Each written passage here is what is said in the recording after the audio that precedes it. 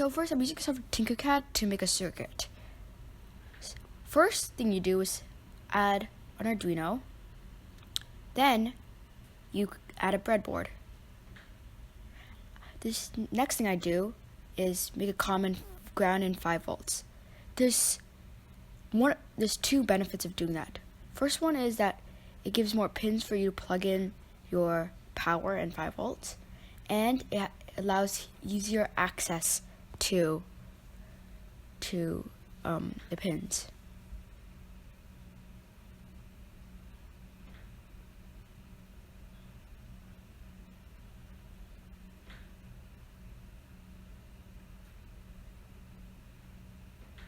The second thing I'm going to do is add an LED. So whenever you add an LED, the big pin is always 5 volts and the small pin is ground. So as you can see, I placed it on the screen, and the small pin is ground and the big pin is 5 volts. And whenever you have an LED, the 5 volts always have a resistor. So, and then, because that's where the power is going.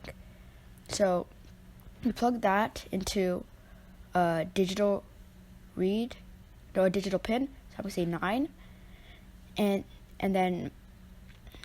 then you plug in the other pin to ground. Next thing you do is we have to have the noise sensor plug it in.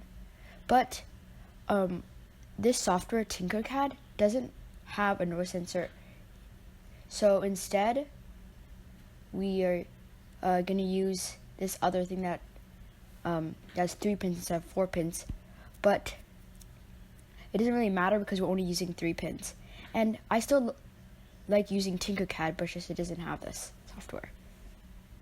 So the first pin is it should say A0 on the sensor, and that's analog 0. The second one should say ground, and the GND, and that equals ground. The third one should have a plus, and that's equal to 5 volts. One sec. This is what it should look like when you're done.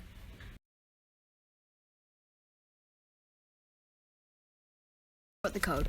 So the first thing you want to do is declare tell them the variables you use. So we use the sensor variable.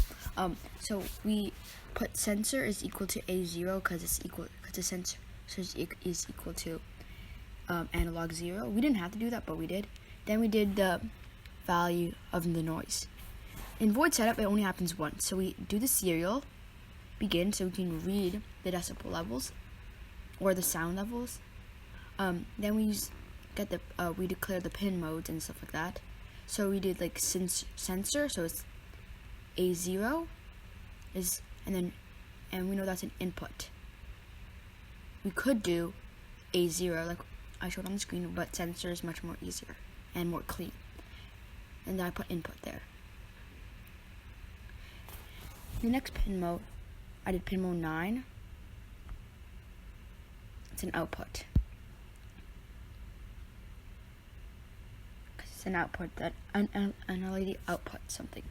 And then in void loop it loops. Okay, so first of all I put I'd make the computer read the analog from the sensor and then put it into a variable.